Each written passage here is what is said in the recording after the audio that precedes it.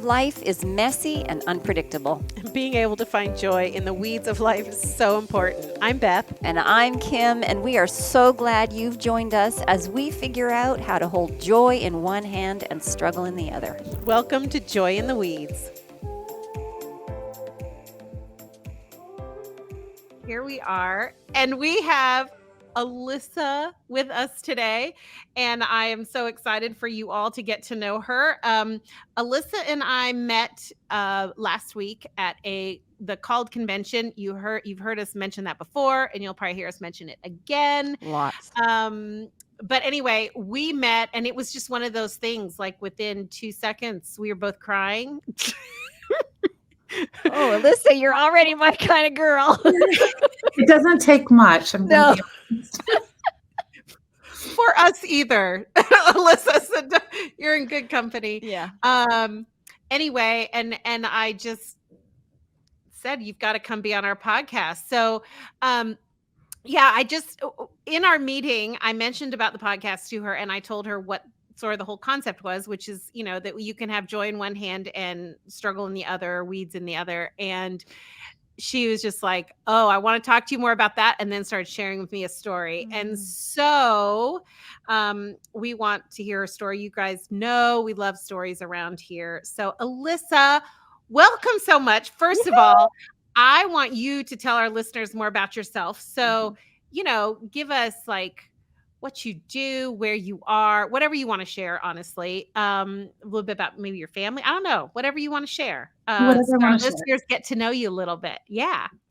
So my name is Alyssa Truman, and I would say I am a wife, first and foremost. I just celebrated my 21st. Had to make sure I got that number right. Wow. Wedding anniversary. Congratulations. And I married my best friend. He has seen me through all of the things that we promised we would do in our vows. The sickness and health, fortunately not the death do us part, but we've nailed the rest of them really, really well. And he knows the worst of me, and he still loves me. And that in and of itself is just a miracle these days. And it has not always been easy, but that's when you know it's love and not just infatuation. I am the mother of 3 beautiful daughters. I literally prayed that God would give me daughters, and in his infinite humor, he gave me exactly what I prayed for. And they are, like my daughter likes to say, we're copy-paste versions. Most people actually think my oldest daughter and I are sisters, which I tell them that genetically they can thank me for that, because when they look young for their age, they'll be happy because I've genetically given them a bunch of other stuff that is not so favorable. So they have to remember the good thing, because the rest of it's not so much fun. But so I have, and my oldest is 18. She's getting ready to go to college, and she's actually going to school so she can do the exact same thing I do. And I have a 16-year-old daughter who is a junior in high school, and my baby is going to high school, which makes me feel really old. Well, you don't look old. Thank you. And you're my new best friend, Kim. So that's my family, and they are who I am. They are what make me. On the other side, I do work. So I am the digital evangelism manager for the General Conference of Seventh-day Adventists. So I oversee social media. I help content creators. I'm a content curator, and I'm also helping teach our members how to share their faith in a digital space. So that is my job, and I love it. I literally wake up every day and I smile thinking about going to work. I can't talk about my job without actually having joy, which is literally the best kind of job, when you just love what you do. So that's a little bit about me. So after this, you and I need to have a conversation, because we're trying to get more media presence. So yeah. Here for it. I am here to help. Good. So I want to hear why you were so interested in this podcast, the whole idea of joy and struggle, and like the combination, because you you started right there in this booth that we were standing in, sharing with me just incredible story. And so I want you to share that story with our listeners. Like, why did this whole concept sort of resonate with you? I'm already trying not to cry. It's okay. It's okay. We'll just cry with you. Trust We will. me. It's all good. So I think that in life, we think that the greatest periods of growth and whatever is in the periods of joy. And I realize it's actually in the struggle that we actually can find a deeper relationship with Jesus. But it's really challenging. It's really challenging to find that joy in the weeds, as you guys call it, because when you're in the middle of it, it can be really hard. And we've been through a lot as a family, my husband losing his job twice, and just trying to figure out like how we're going to provide, just all sorts of things. But I like to call the last year and a half of my life my Job year. Sorry, it's been the time where it feels like God brought me here to my job. I was a work-at-home mom for 14 years, and then God called me here to the general conference, which again is one of his infinite humor things, I think. It's like not an expected thing for me at all. And shortly within the time of getting called here, I started seeing just the devil really started to attack. But in December of 2020, I had to remember what year it is. COVID kind of has messed all of us up with our recollection of years, right? Yes.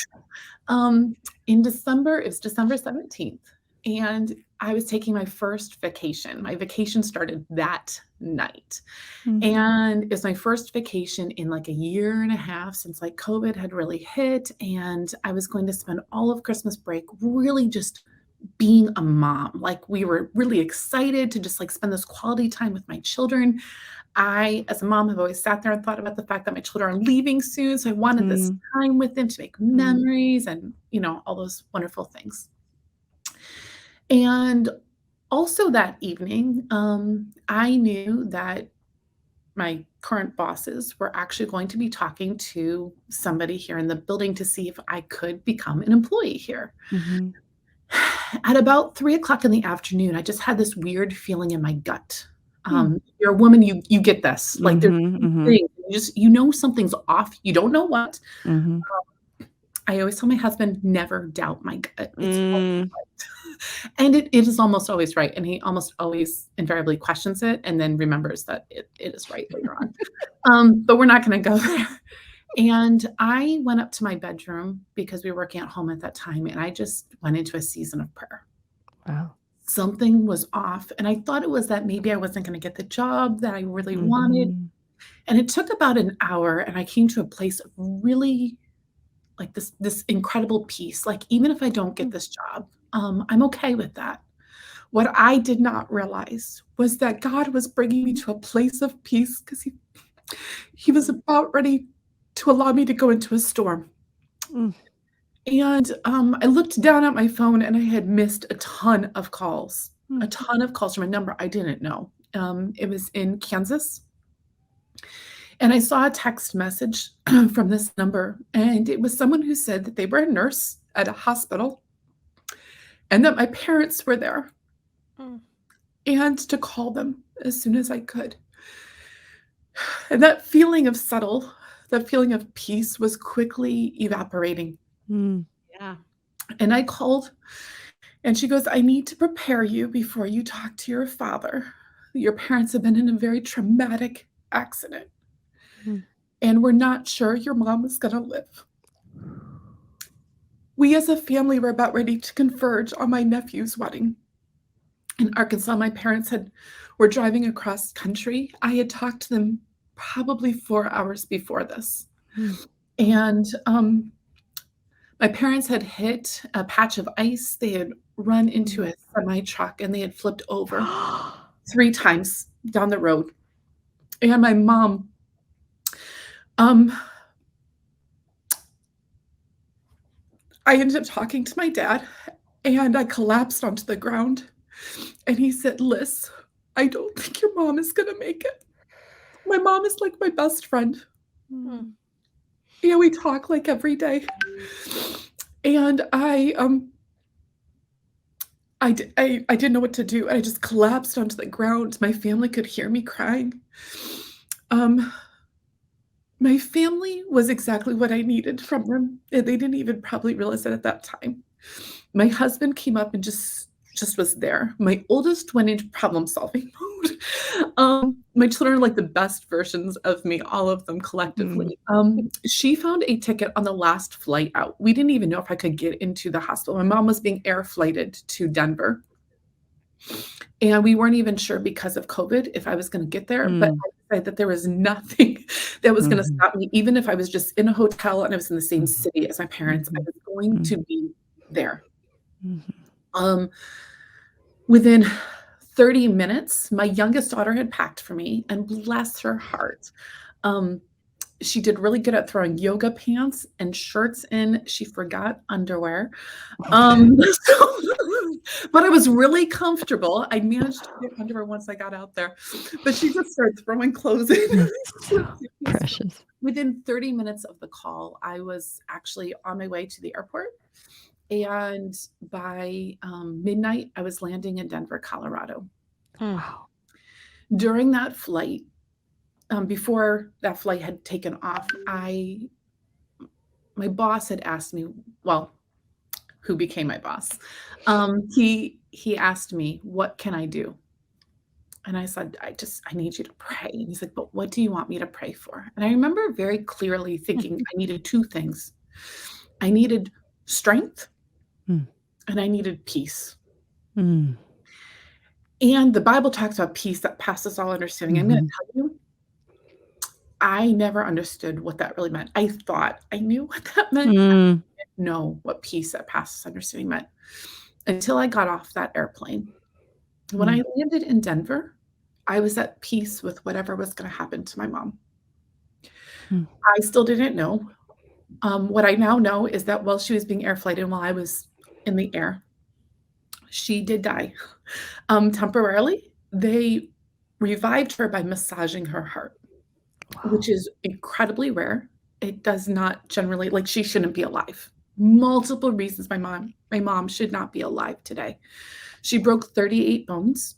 Oh my word. And the next morning at 5:30 in the morning, I went in and I saw my dad. And when I saw my daddy, he looked at me and he goes, "I knew you would be here." He knew I would be there. And he goes, "But I need you to be the rock. Right now, I need you to be the rock for our family." And I knew then there I had to be the rock. I had to be strong. And that strength that I was asking for, that peace that I was asking for, they actually mobilized an entire global prayer chain. There were thousands and thousands of people globally praying for me. When I walked in to the hospital for the next 2 weeks while I was there, actually I was there for a month. As I walked in, I would be totally clear in mind. I would walk out and it was like a zombie. Like I had no idea. I was there 10 hours a day, 12 hours. I don't even remember. It was a lot of hours a day that we were there by our parents' side. I learned all the medical terminology I needed to. I knew I knew every bone that she had broken. I knew all the medication she took, what hour they need to be. I had clarity in things I don't even know how I had clarity in. But I saw my mom. She wasn't my mom. She didn't look like my mom. And for the next week, I had to sign papers for every surgery she went into. And it was just really hard. And I still remember it. It was December 24th. My mom had been de-intubated. So I take it out. So I don't know what the opposite of intubated is. I think it's extubated, isn't it? Extubated? There you go. I am not medical. I just knew the things I needed to know. She got to have water for the first time. Wow. It was just like little water on a sponge, but I remember her just wanting water. And I remember her having a conversation with me that she doesn't remember because she was on so many drugs at this point. But she says, I understand what it means to thirst after righteousness. A conversation about that she doesn't even remember. But I spent a month with my parents out there, just trying to fight for my parents to be able to get the help that they needed, to be able to be put in the care that they needed. I eventually flew back because I was starting my new job, and one of my sisters took over. My husband flew out to drive them across the Rocky Mountains to go back to their home in Utah. But it was during this time that I understood what a faith community is really for. It makes sense that my family would be there. They aren't always, but it kind of makes sense in theory. Right. I also watched my church family. They stepped up to help my family. They were providing food. It was over Christmas. They had really come and drop off an entire Christmas dinner for my husband and daughters because they would not have made it on their own. Like, I know that. They brought them presents, and they didn't need to do that, but they are our church community, so I guess you could kind of expect it. But it's the global family that we're a part of that we don't often think about. I was in a different conference, different union. Nobody knew who we were. And people were lending us their cars. Churches were sending us gift cards to eat. They were helping pay for our lodging. These were churches that they didn't know our family at all.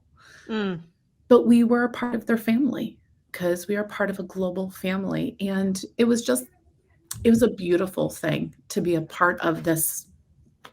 Wow. My mom is as well as she is going to be. She will never walk normally again. And there are days where she questions whether she should be alive. But I know she's a miracle. And I know that God chose to allow her to stay alive for some reason.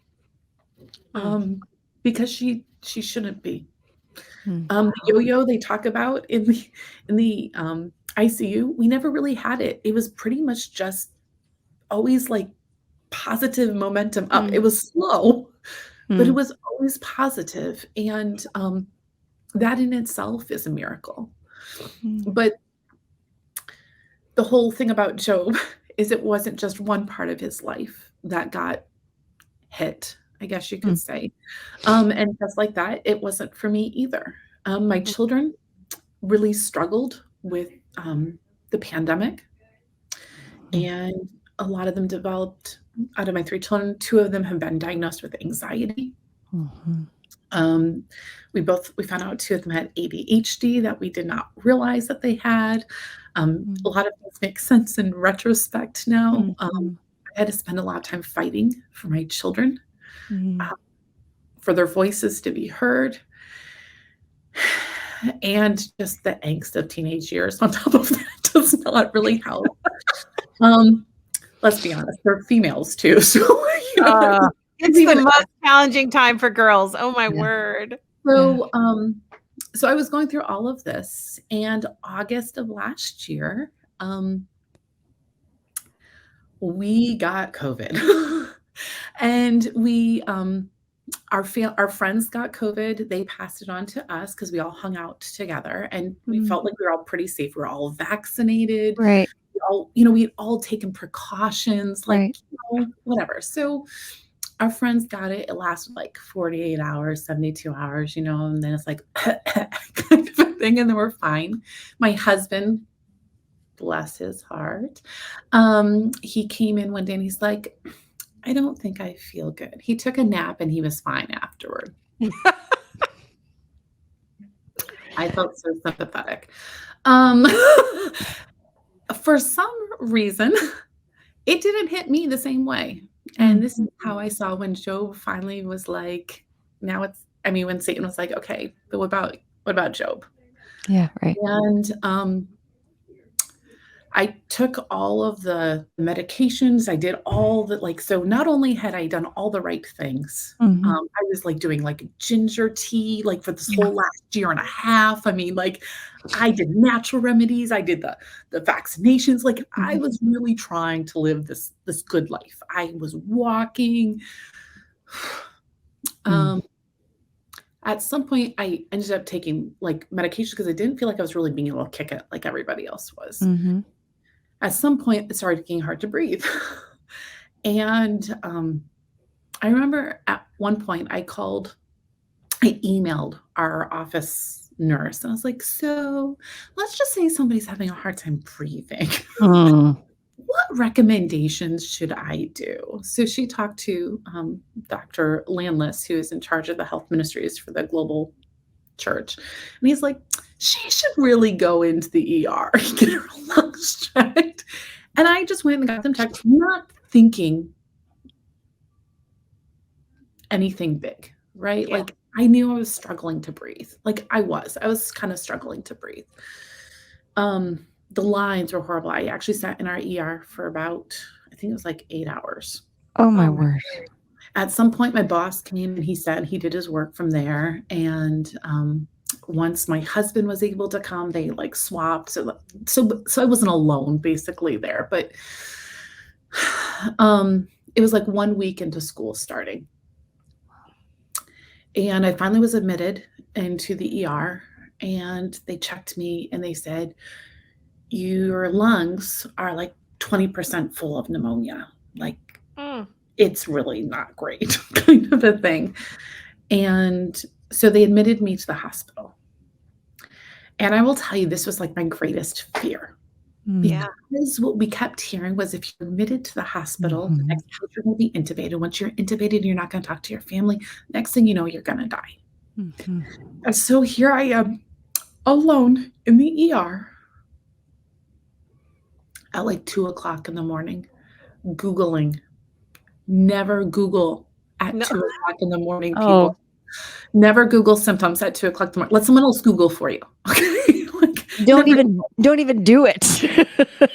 Ever. And the thing that I had to come face to face with my own parents, which was the mortality of your family. I had to confront for myself. I had not hugged my girls goodbye because they had gone to school that day not knowing that I was going to be in the hospital that night. Because I had COVID, they wouldn't let my family in to see me even though they had all gone through COVID. Right. So I was admitted to a room and I wasn't sure I would ever see my husband again. That I'd ever be able to hug or kiss my kids. It was my daughter's senior year. Would I be able to see her graduate? Would I be able to see them get married? Would I ever become a grandmother? All of these things start going through your mind. Glad I did not wear mascara today. For those of you listening to this on audio, you're very glad that you're not seeing the ugly cry going on here. And that night I had to come face to face with my own mortality. Wow. Had I been faithful to what God had called me to be? Was I ready?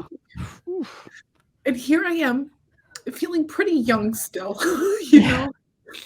And I remember just praying and praying.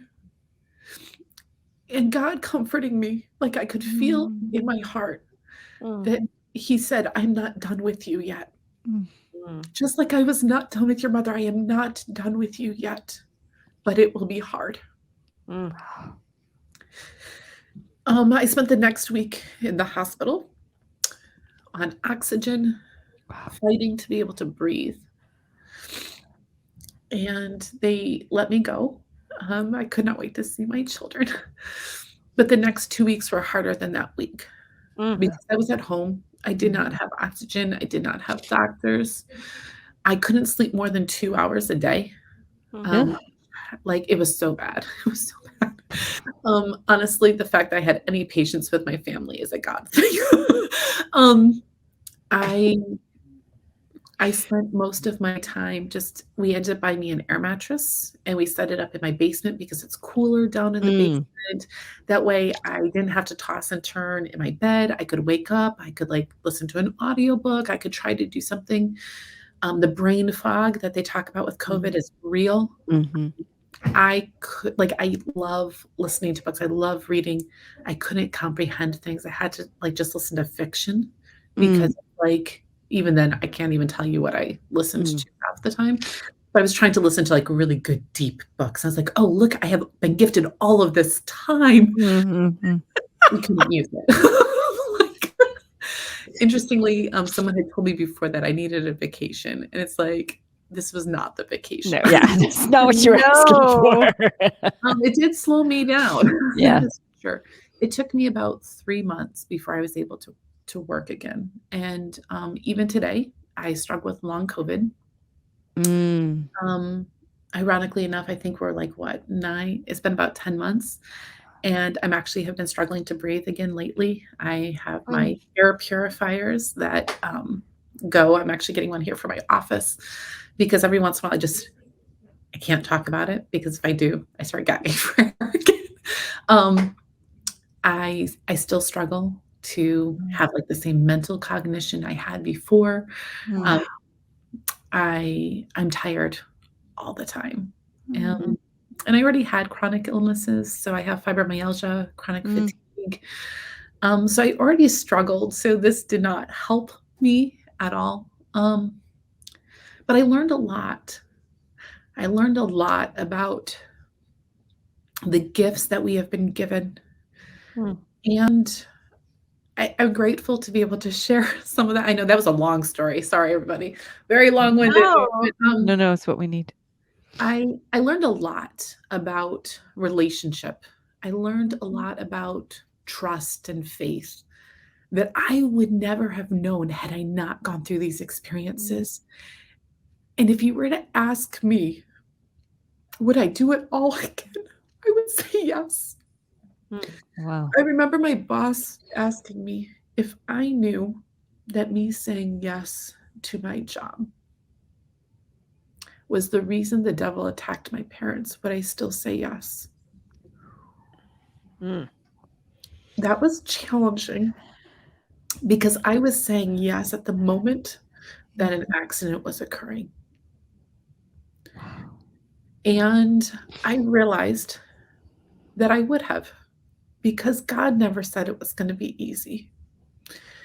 And I knew my parents would want me to say yes, even though they were going to go through the challenges. Would I have still said yes if I knew I was going to deal with permanent brain fog and struggle with my lungs? Yes, it would. I now don't take a breath for granted. Like, you guys are just breathing. You don't even think about it. Yeah. For 2 months, I thought about every breath I took. Every breath I took. And I realized I wanted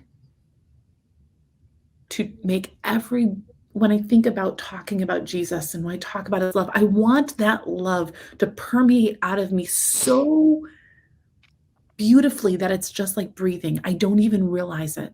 That I show love just naturally, that I talk about his love just naturally, that it's not something I have to work to do. That is just as natural as breathing to share his goodness.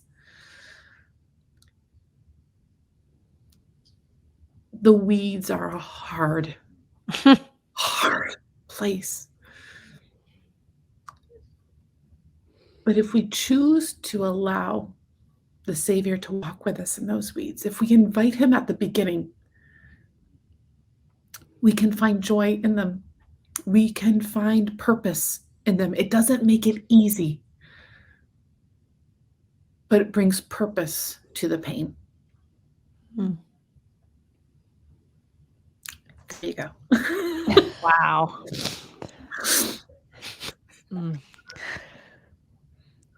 I got stuff. What I just reflecting back on would you say yes? Knowing what your parents would go through or what you would go through. Your parents walk with Jesus. Where I'm sitting right now, when I see how the devil attacks my children and they don't walk with Jesus.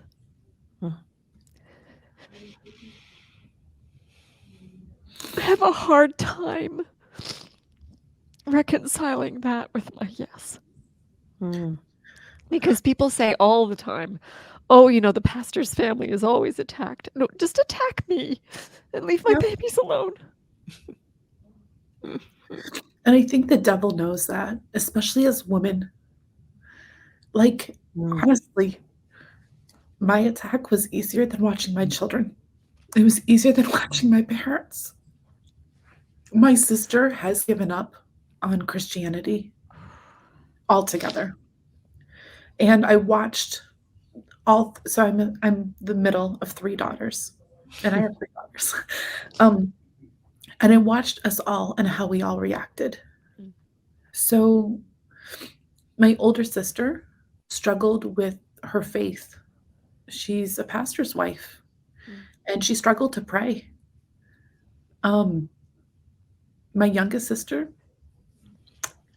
we all kind of prayed maybe this would be the moment. This would be the moment. That would bring her back. It didn't. It didn't. But she saw something in the church. She saw something in our faith.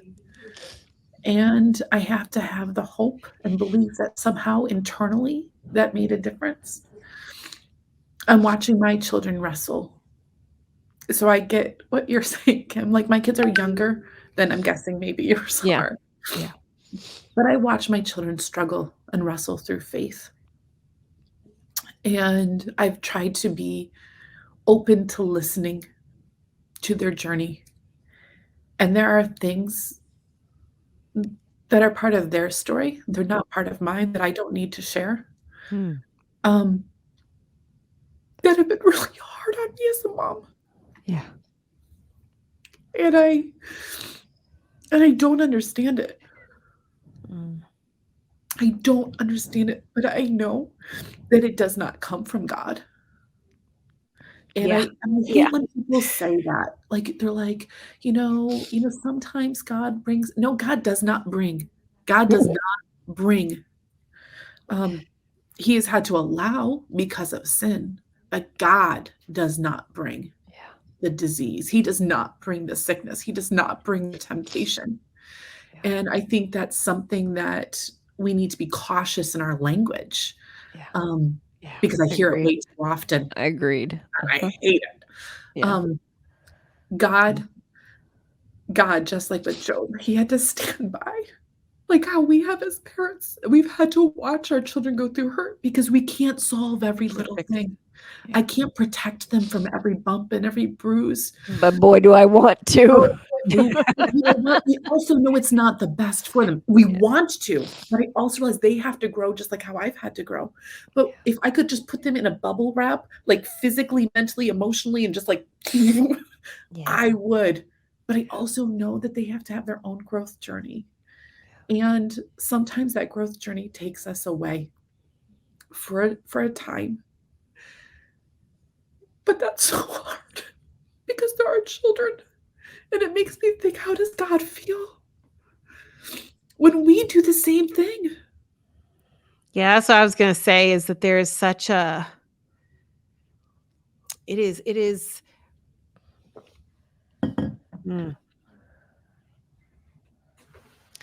to me, it is such a beautiful reminder of how he feels. Yeah. Several months ago, I was praying because just regarding the struggles that my kids have, and I just kept hearing, I believe, the voice of God saying, an enemy has done this. I have not done this. An enemy has done this. Yeah. I don't think we as a faith community come around mothers enough. I think we do kind of when they're younger. Yes. We talk a lot about, like, Yeah. how to parent for, like, the toddler years. Yeah. Yeah. Yeah. Yeah. All of this, Yeah. and I was actually just speaking to someone, I was like, "Where are the resources Yeah. for empty nesters? Where Yeah. are the resources to help us as our children are grappling with their faith?" Yeah. Like, I don't know how to go through this stage, and how do we I think there's a rawness, an authenticity, and a vulnerability that comes with saying, "My children are struggling." Yeah. Because that actually somehow in our brains makes us think we did something wrong. Yes. Exactly. But it's not. Like, they have choice just like we all do. But there's a vulnerability there because it's saying, "My kid is not perfect," even though we like to put on this beautiful picturesque, world for Yeah. people to see. And to come and say, "I need prayers for my daughter. I need prayers for my son," because they're losing their faith. Where are the prayer groups for that? Yeah. You know, That's you so don't true. see I mean, there are some, don't get me wrong. There are some communities that are probably doing it well, but there's not a lot there, and we need more help. We need more support for these weird, awkward years. I My daughter's going away to college, and it terrifies me. She's Mm. going to an Adventist college, but it Mhm. terrifies me Mhm. because I know this is where many of our kids lose their faith, whether it's Mhm. in an Adventist college or not Adventist. This is because this is when they start grappling, Right. Yeah. and they're not being Right. forced to go to church, and, they really get to determine for themselves. And so I have started asking women to stand in the gap. I've asked them for a Mm. 4-year commitment to pray every day for my daughter, Mm. and I'm gonna do that for each one of my Beautiful. children because I know that I alone am not gonna be able to do it every moment, and I'm going to need my Aaron and my Hur to come alongside and to hold my arms up at times because I will not have the strength because I will Right. be broken to hear Right. some of the things that I will hear inevitably, Right. and I think that we as a faith community need to come together Yeah. and be Aaron and hers for our For mothers. each other. Yeah. Yeah. That's so true. Hmm. That's so true. Yeah.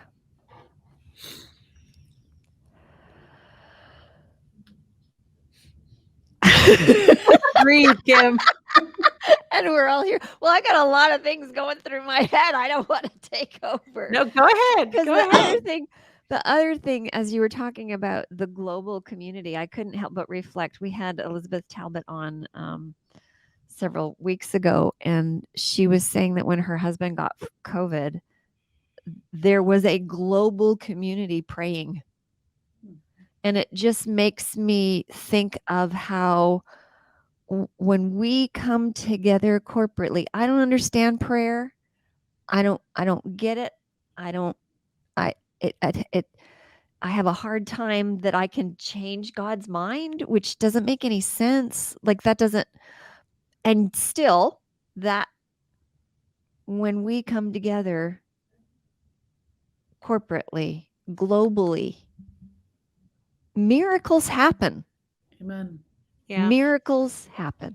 I was going to say, for those of you that are not Seventh-day Adventist or are not aware of what the Seventh-day Adventist Church is like, it is very much a global church. It is not a North American church. It is not a, European church. It is a global church, and it is, which is, I think, a remarkable thing. But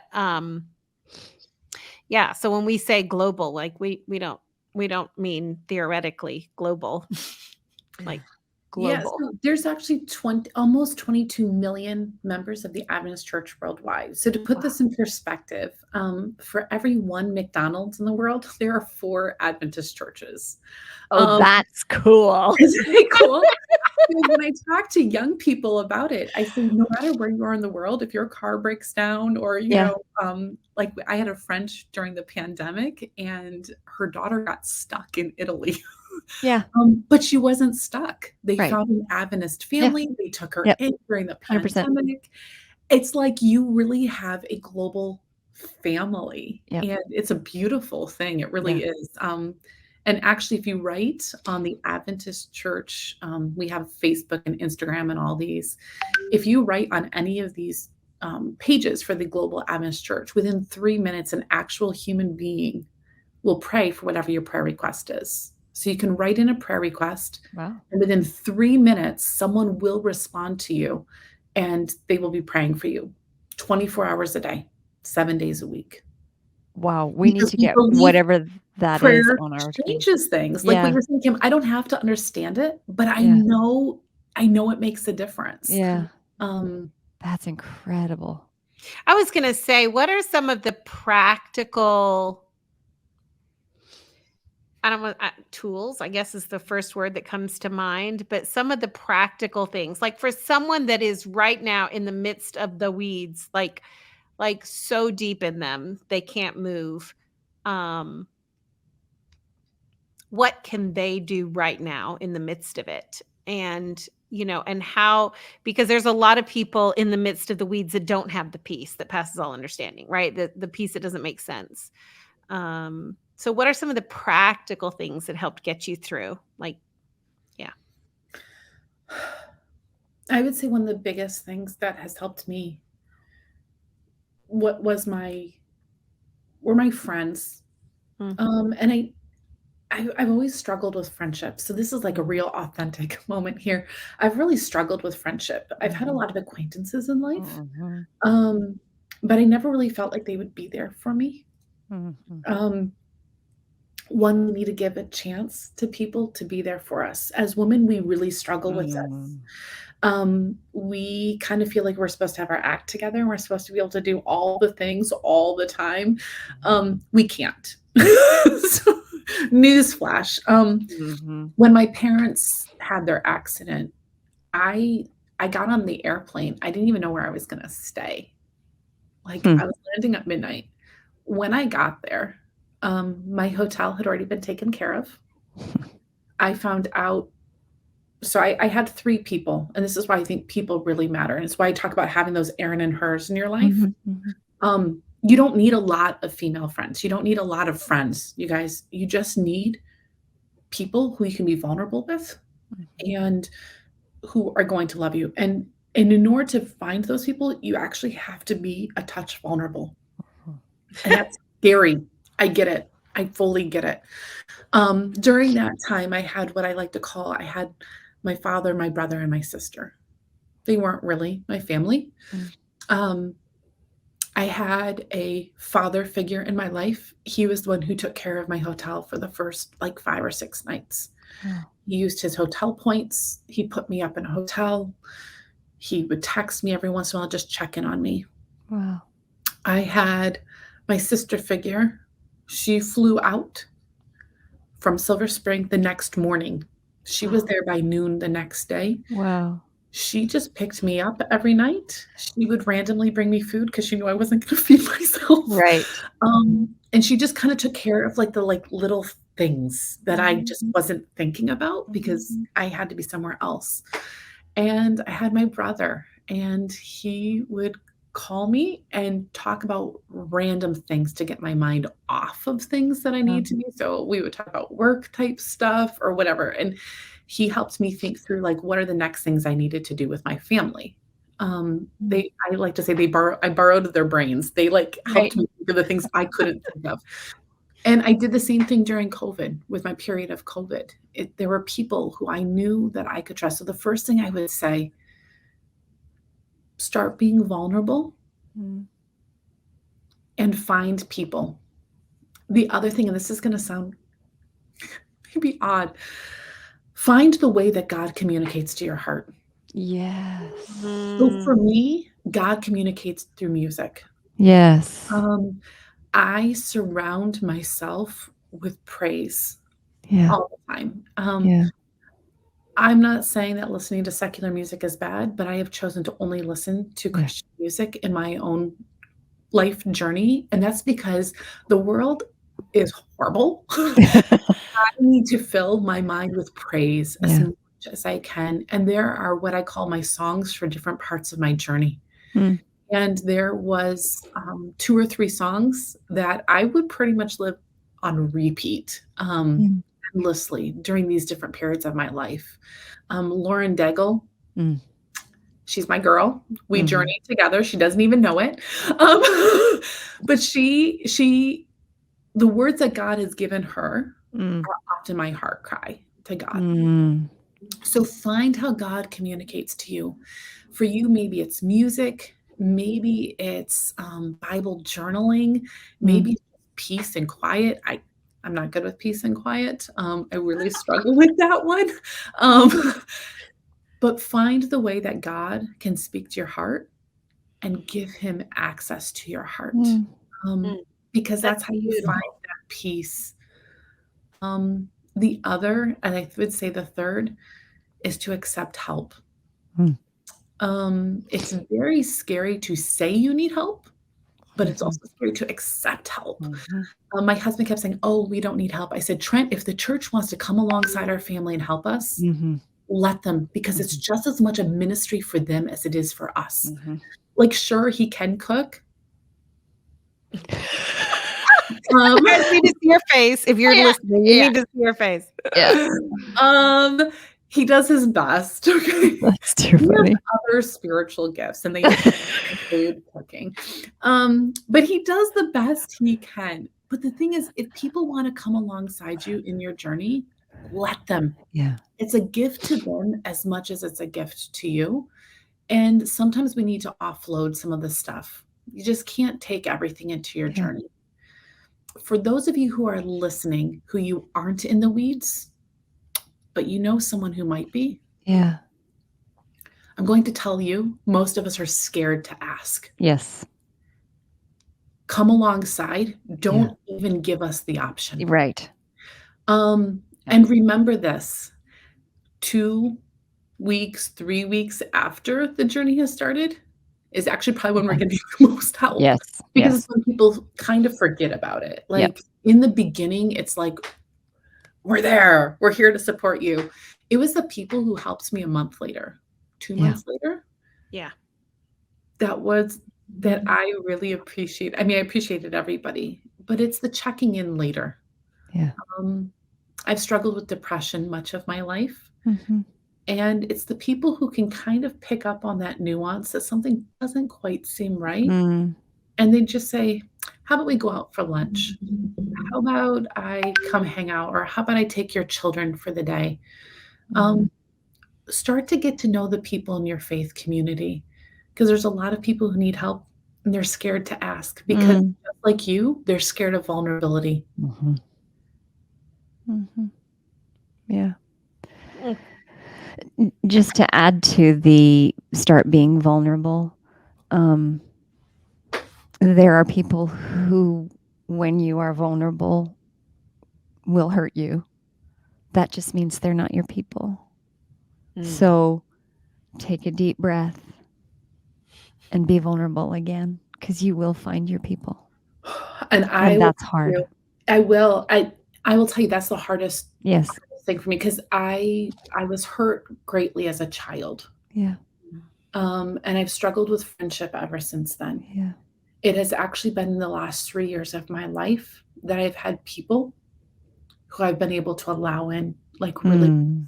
I am 42, and I was 39 years old when I could finally let people in Mm. and really trust. Mhm. And I've grappled with this for years. I've tried to let people in, and then I was hurt incredibly bad over and over and over again. And I realized I had to keep trying. I had to keep Yeah. trying because I can't do this by myself. Yeah. I can't carry this burden by myself.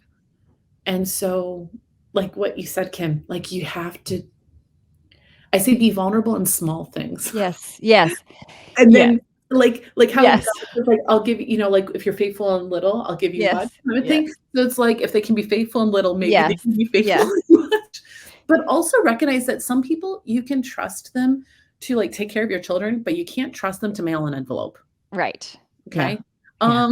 And the bottom line is there are different people we can trust at Yeah. different It's true. parts of our journey. Yeah. And, Very true. so know who you can trust with what things. There are people I would trust with my children. but I know they won't respond to an email. You know, like, Right. and that's okay. Know Right. who you can trust and for what. Yeah. Yeah. Good point. What would you say? Because you said there were things like there is joy in those weeds. Now that you're on the other side, what are those? What are those gems that were excavated while you were in this very dark place? What a beautiful picture, Kim Cove. um, I understood the love of God in a way I had never understood before. Mm, When I had to sit there and take care of my parents, I mm, also understood the love of a parent. I mm, saw a role reversal that I had never really thought about. Um, and I understood this love that God has for us, that it's relentless. mhm, I was going to do anything and everything I could to fight for my mom. mm, And God does the same for us. mhm, He's doing it for our children who are mhm, wandering. He's doing it for our siblings who are wandering. mhm. He will never stop fighting.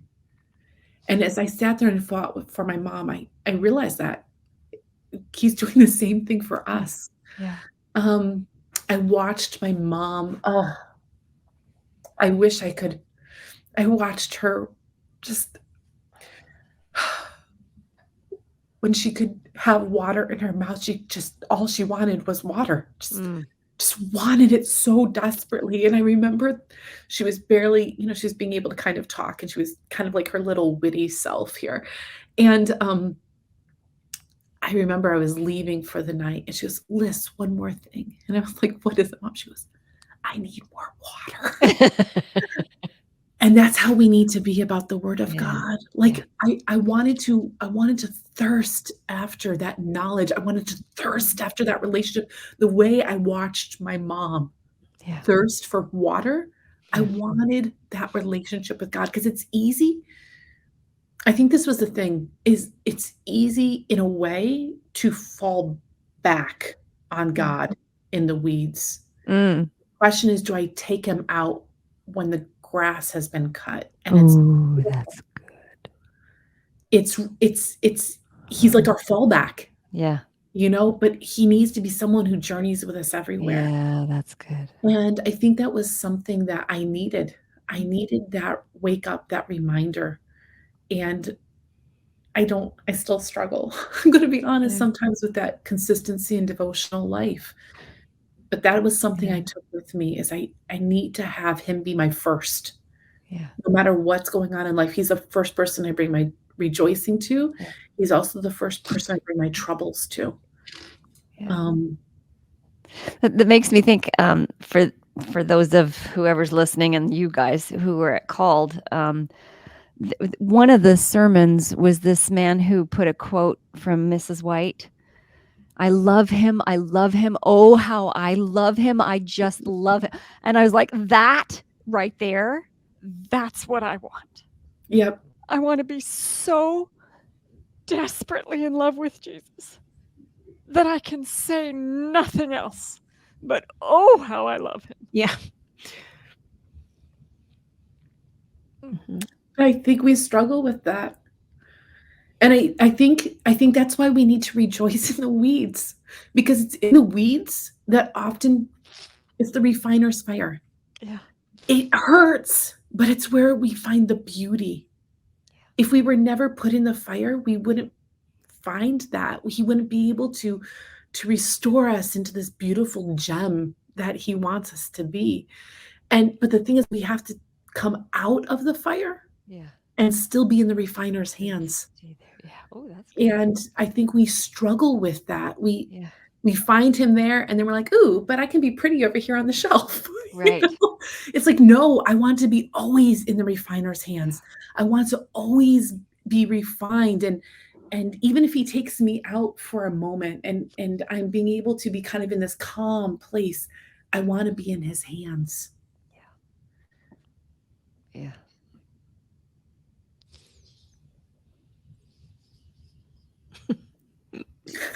I told you you two be kindred spirits. I told you. Wow. I was just this last Sabbath, I was at a church preaching, and um was once again struck by the Revelation 21, where the loud voice from the throne, i.e. God, right, says, "Look," or "Behold," but it's with an exclamation point, and then it says God will dwell with his people. But you guys were talking about, that "I love you, I love you, I love you," this exclamation, this just outpouring of great love. Well, it goes the other direction too. And I just think it's so remarkable to think of God, right? Saying, "Look," like so excited, like Yeah. exclamation point, "Look, God is with his people," right? Like God is dwelling among his people. Like the whole point of this whole process and this whole journey and everything is that he wants to be with us. Like, and it's because exactly what you were describing, this just great love and delight for him is how he thinks about you. It's crazy. Like, Yeah. when Crazy. you think about it, like, I don't get why he chose me, why he chooses me.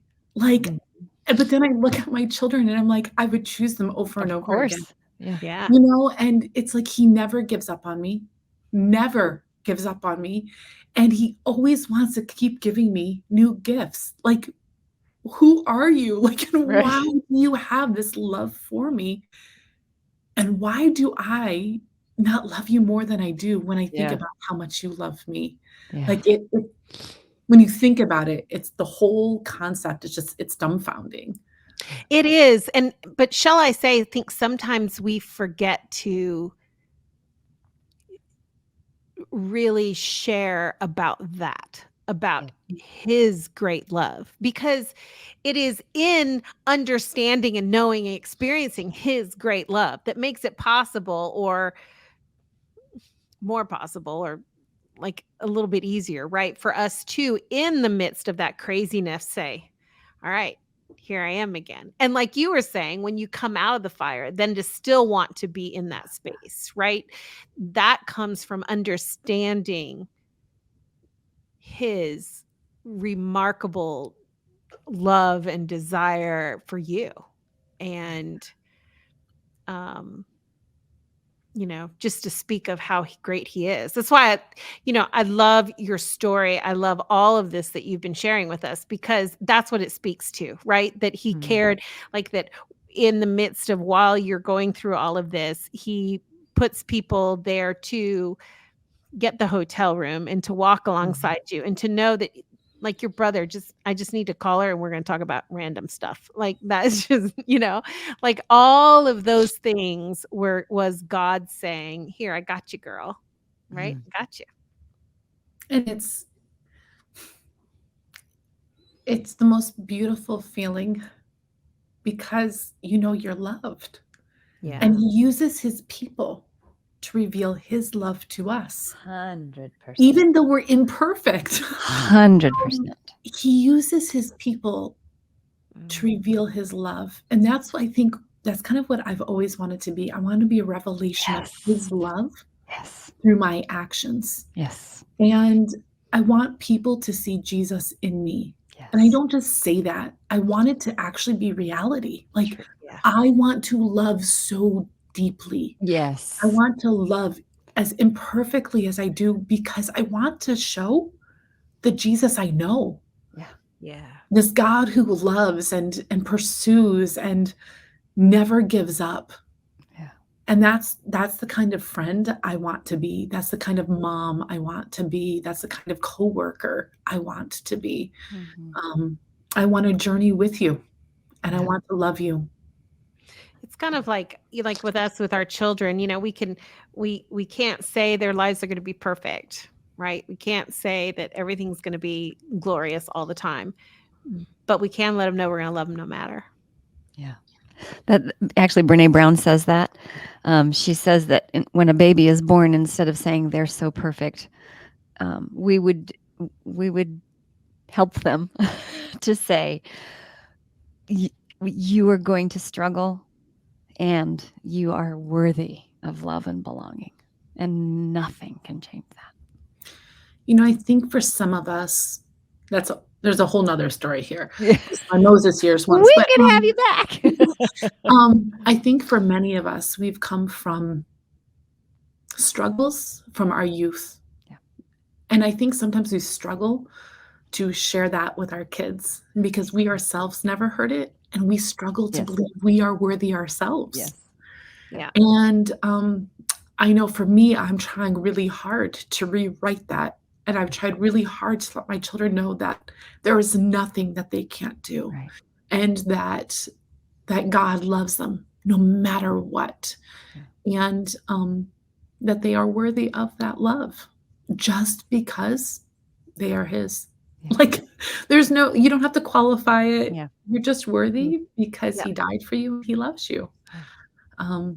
I wish I had heard that a lot more, you know? Uh-huh.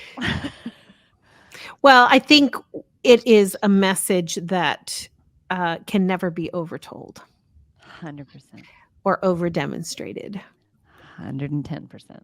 Yeah. For sure. Because I don't think there is, because we live in a world where there is a great controversy going on, Yeah. we are never free from being told the other. Right. Yeah. And so it's a constant need that we all have. And oh my word, what a opportunity each of us have to remind each other of these things, right? Like to just, to remember that everyone around us, all the faces, all the people we come in contact with, all of them, what do they need?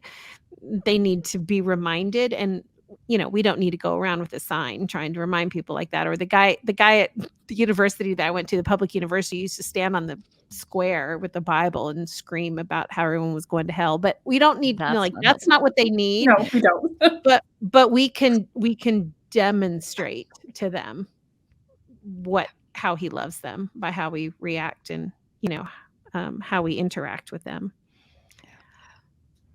Wow, it has been an hour. I don't know how that happened. I don't know how that happened, Alyssa, but this has been amazing. So, and I agree with you. I think if you are in the weeds, you've heard a lot here. I hope that will be encouraging and helpful. But especially, I think the challenge that I'm wanting to second that you gave is for all of those that may not be in the storm right now, to make sure that you are reaching out to those around you and getting to know those around you, because people aren't going to trust you with their storm if you aren't, reaching out to them. So, I want to say get to work, getting to know the people around you, seriously, so that you can, be his hands and feet and heart. And Amen. yeah. All right. At the end of every podcast, we always ask the same question, and we all three get to answer this question.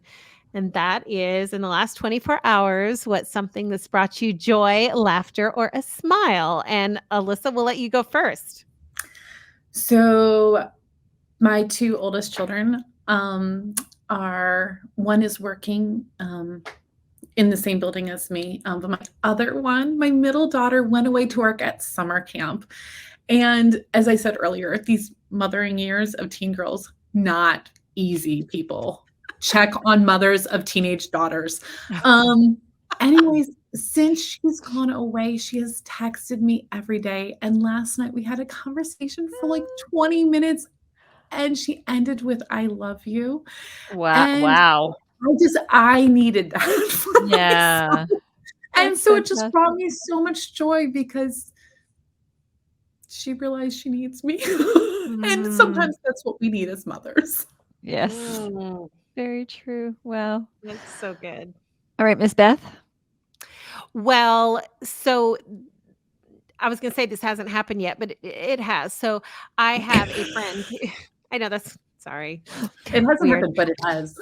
but it has. Uh, I have a friend who's coming to see me this evening, and we're going to spend tomorrow together. And we've recently moved, well, in the last few months. And so, my closest and dearest friends, we don't get to see each other as much as we did before. So I'm super excited that she's coming. But the main reason for her coming was because I'd given her a gift certificate to go and get our feet soaked. Weird. I'll explain another time. But it was supposed to be like this spa thing. And anyway, that's gotten canceled. And so I texted her last night to let her know that we weren't going to be able to do that. And so if she needed to cancel, I understand. And I was really, I struggled with the text because I wanted her to know I really wanted her to come, but I also didn't want her to feel obligated to come since we couldn't do what we had originally planned. Very much a girl thing, trying to get all the words right so that, she knew just enough. I wanted her, but not too much to feel guilty. Isn't that ridiculous? Anyway, and when I went to bed last night, she still hadn't responded. She's a nurse, and so she gets up super, super early. And so she'd gone to bed, I'm sure, before my text. In any event, I woke up this morning to a text on my phone saying, well, you need to be perfectly honest, but I still would really like to come. But if if it's not a good time for you, she was doing the exact same thing I was doing. Anyway, to make a long story short, she's going to be here in a few hours. And so I'm just, Yay. but getting that text this morning, it was just like, it just brought such joy and excitement and all the things that go with it. So, all right, Kim. This morning, and this actually kind of ties into, Alyssa, what you were saying about water. Last night when my husband and I left to go to a 16-year-old's birthday party, the garden, all the leaves were, it's very hot here in Greenville. All the leaves on all my plants, they were wilty and they were just like, so drained, and it had been a hot day. And so I had turned the water on, and I told my daughter, turn it off after an hour and a half. Well, this morning when I woke up, I looked at, no, that wasn't still on. Oh, okay. I looked at all the leaves because I looked at my beet leaves were just standing straight up, and the pepper leaves were they weren't wilty and bleh. They were just vibrant, and they were alive, and they were awake, and again it did make me think of how that water of life that we need, and we leave ourselves out, allowing ourselves to wilt in the sun, and the water is right there. Yep. And we can get drenched, and we can just revitalize. And that just brought me some joy to see my leaves in my garden happy again. I love it. I was going to say, just, I know we've gone way long on this one, so I'm sorry, everyone, but I just want us to They love it. leave. I want each of us to answer this question. And that is, and Alyssa, you've a little bit touched on it, but I just want to encourage everyone, if you are feeling incredibly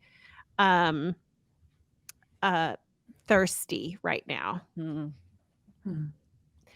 desperately needing some water, because we've all been there. I want each of us to answer what's one thing that like they could do right this minute, right? Like what's something that if you're in that space, desperately thirsty for God, what can you do? Let's start with Kim, and then we'll go to Alyssa, and then I'll finish. This morning I was reading Isaiah 45:14 through the end. And there were 3 things that popped out to me. 1, I am God, and there is no other like me. I have no peer. There is nobody like God. Nobody. Nothing can measure up. The other was how many times in those 10 verses that I read that he says, deliver. I will deliver. I'm going to deliver. I'm going to deliver, like over and over and over again. And then the third thing he says is, I am reliable. Everything I say, he repeats it. everything I say, I'm reliable. My word, my promise, I'm reliable. So I would say read Isaiah 45. No, that's It great. was That's great. just beautiful.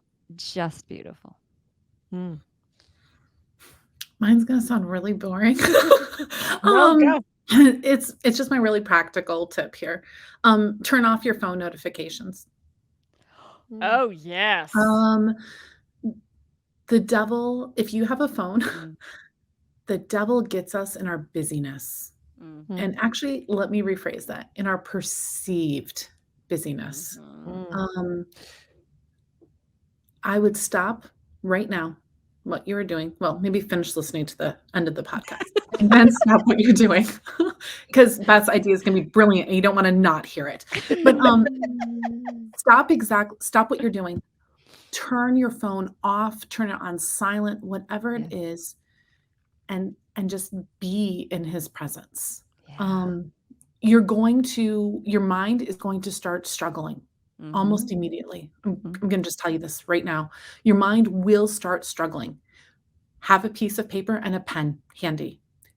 And as soon as that stray thought comes, write it on the piece of paper. It's there. Your brain doesn't need to worry about thinking about it so you don't remember it. You know what I'm saying? Like where we do this whole thing, like, I don't want to forget this. So if I just think about it enough, but literally all of these things, as wonderful as they may be, are trying to take you away from connecting with God. Even good things can take us away from connecting with God.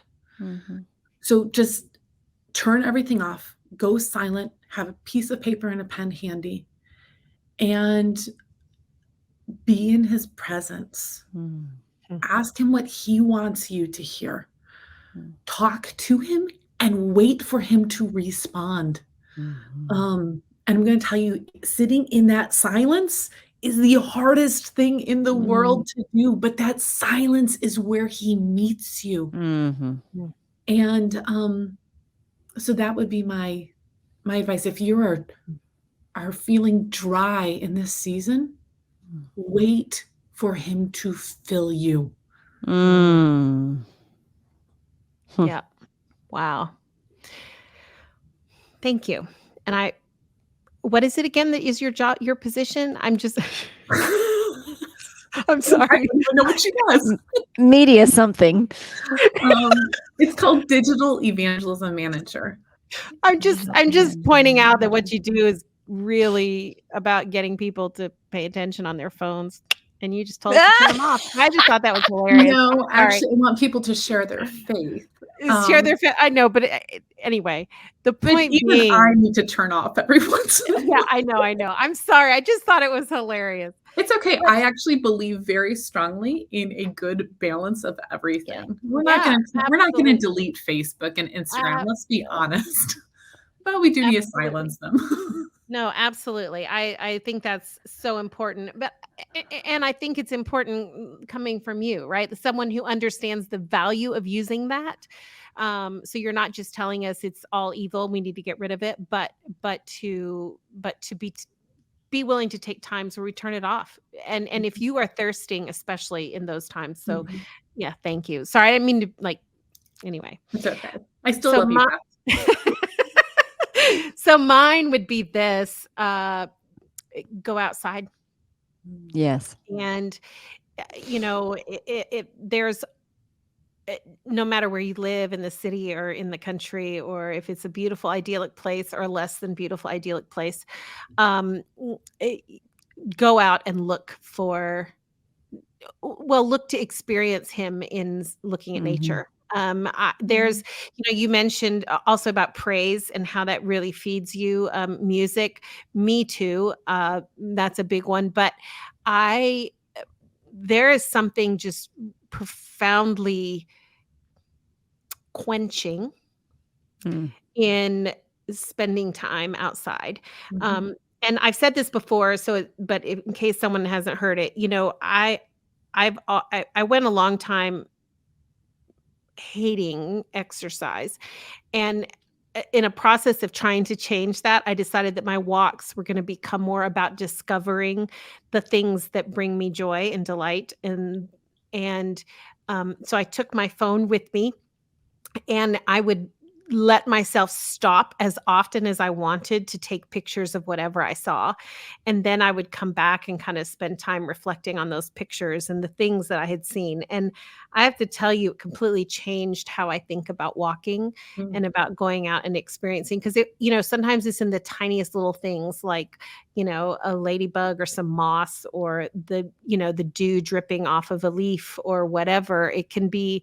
And that's why I say, no matter where you are, go outside. There is something out there. Even if you're in the midst of a concrete, city, go outside and look up. Mm. Mhm. So, yeah, spend some time. All right.